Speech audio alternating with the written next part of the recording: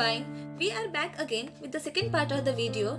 Please watch the full video and give the feedback that will help us to improve, and do like, share our video. First time viewers, please subscribe to our channel so that you will be updated to our videos. So let's move to the video part without wasting more time. As you all know, on the first part of the video, we have discussed about what is poverty and measures of poverty. Now we will discuss further on this video. Now I would like to call Chinmay Jaina for sharing his views on poverty threshold and causes. Thanks, Arohi, for calling me on behalf of my team. I would like to welcome you all. So let's start the topic poverty threshold. The poverty threshold or poverty line is the minimum level of income deemed adequate in a particular country. Determining the poverty line is usually done by finding the total cost of all the essential resources that an average human adult consumes in 1 year. Next, causes of poverty. First, rapidly increasing population. The population during the last 45 years has increased at the rate of 2.2% per annum. On average, 17 million people are added every year to its population, which raises the demand for consumption goods. Second, low productivity in agriculture. The rate of economic development in India has been below the required level. Therefore, there persists a gap between level of availability and requirements of goods and services. The net result is poverty. Thank you. I would like to call Aditya Das for further discussion. Thank you, Chinmay, for calling me. I would like to explain your topic, underutilized resources. Underutilized resources. The existence of underemployment and the disguised unemployment of human resources and underutilization of resources has resulted in low production in agriculture sector. This brought a downfall in the standard of living, and then low rate of economic development. The rate of economic development in India has been below the required level. Therefore, there persists a gap between level of availability and the requirement of goods and services. This total result is in poverty. Then the price rise. The continuous and steep price rise has added to the miseries of poor. It has benefited a few people in the society and the person in lower income group. It is very difficult to find to get their minimum needs. Then unemployment. The continuously expanding army of unemployed is another cause of poverty.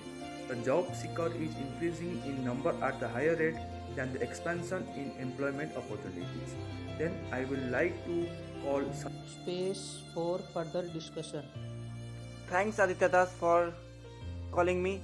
I would like to discuss about shortage of capital and able entrepreneurship, social factor and political factor. We discuss about shortage of capital and able entrepreneurship have important role in accelerating the growth, but these are in short supply, making it difficult to increase production significantly. Social factor. The social setup is still backyard and it is not conducive to faster development. Laws of inheritance, caste system, treaties and custom are putting hindrance in the way of faster development. Political factor. The Britishers started the loop side development in India and reduced Indian economy to the kernel state. They exploited the natural resources and to serve their interests and weakened the industrial base of Indian economy. In Indian independence, the development plans have been guided by political interest, hence the planning a failure to tackle the problem of poverty and unemployment.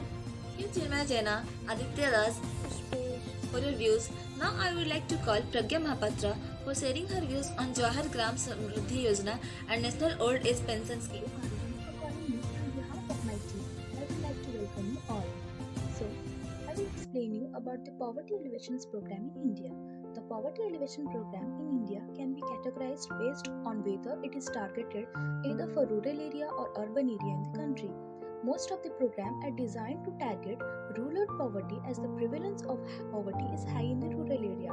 Also targeting poverty is a great challenge in rural area due to various geographic infrastructure limitations. The program can be mainly grouped into wage employment program, self-employment program, food security program, social security program, urban poverty alleviations program, skill India program for employment. The 5-year plan immediately after independence tried to focus on poverty elevation through the sectoral program. The first one, Jawahar Gram Samriddhi Yojana. Jawahar Gram Samriddhi Yojana is the restructured, streamlined, comprehensive version of the Jawahar Rozgar Yojana. It was started on 1st April 1999. The main aim of this program was to development of the rural area.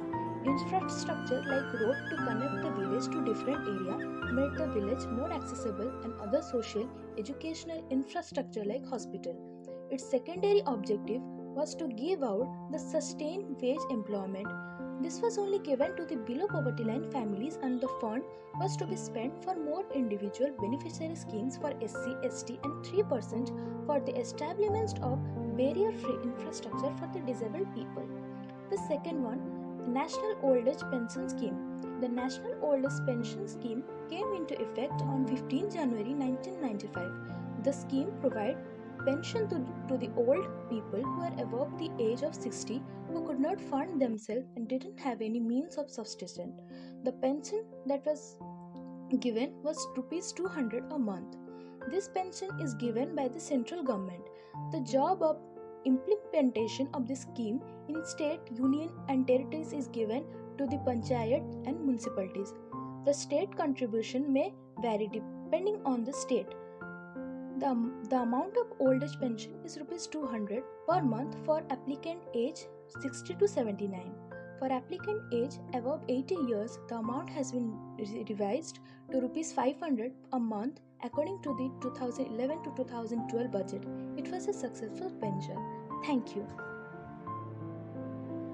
Thank you, Pragya Mahapatra, for your wonderful explanation. Now, I would like to call Chinmaya Swai for sharing her views on Sampurna Gramin Rozgar Yojana and National Family Benefit Scheme. Thank you, Aridas, for calling me. And here I would like to explain SGRY, Sampurna Gramin Rozgar Yojana, and NFBS, National Family Benefit Scheme. The Sampurna Gramin Rozgar Yojana was a scheme launched on 25th September 2001 by the Government of India to gain the objectivity of providing gainful employment for the rural people. From 21 February 2003, EAS became an allocation-based scheme. The Sampurna Gramin Rozgar Yojana was launched by migrating the provision of EAS, Employment Answer Scheme, and JGSY, Jawahar Gram Samriddhi Yojana. The program is self-transcending in nature and the aim to provide employment and food to people in rural areas who lived below the poverty line. The program was implemented through the Panchayat Raj institution. At last, National Family Benefit Scheme (NFBS) was introduced by GUI through the country in August 1995 with the aim of providing immediate support to those below poverty line BPL families whose loan brand earned expire due to the natural or accident causes. This schema aims to provide a lump sum family benefits of 10,000 to the bereaved household in case of the death of the household in primary breadwinner in respect of the causes of death. The scheme is applicable to the people in the age bracket of 18 to 64 years. That's all. Thank you. Thank you, Chinmay Swai, for your wonderful explanation. Now, I would like to call Nityam Mastana for sharing his views on National Maternity Benefit Scheme and Thank you, Aruras, for calling me. Now, I would like to explain about NMBS and Annapurna. NMBS. This scheme benefits for pregnant women which is above 19 years. The financial essential is limited to 500 rupees for her first two children. Its eligibility. Pregnant women should be above 19 years. Women should be from BPL family. Financial certificate requires certificate of age, income certificate issued by Gram Sevak, certificate issued by Gram Sevak, auxiliary nurse, Anganwadi worker. Certificate is valid for her. Annapurna. Under this scheme, rice is distributed to poor citizens who are above the age of 65 years. free of cost. This scheme exclusively benefit those aged people who are not included under the National Old Age Pension Scheme. Thank you. Sana, for your wonderful explanations. Now, I'd like to call Satyajit Singh for sharing his views on Integrated Rural Development Program (IRDP) and Pradhan Mantri Gramin Awas Yojana. Thanks Aroiraj for calling me. I would like to discuss about Integrated Rural Development Program and Pradhan Mantri Gramina Awas Yojana. IDP is a very major program of poverty alleviation and rural development. The meaning of the term integrated basically implies the provision of a package of interlinked program and mutually supporting so that a one-dimensional approach to development is avoided. So the integration is horizontal, vertical, spatial and temporal. This program was first introduced in 1978-79 in some selected areas. Under these schemes, both wage employment and self-employment are provided to the below poverty line. This is a centrally sponsored scheme funded on 50-50 basis by the center and the state. It is that at least 50% of the assisted families should belong to scheduled caste and ST categories. Any person who are below poverty line can avail the subsidy under the IRDP program. Members of SC and ST communities are also in the target group as they have been suffering from economical and social handicap. Another scheme is Pradhan Mantri Gramina Awas Yojana. Pradhan Mantri Gramina Awas Yojana scheme was initiated in 1985. Its aim is to creating 20 lakh housing units, out of which 13 lakhs were in rural areas. It was started in 1999 to 2000. This scheme also would give out loans to people at subsidy rates to make their houses.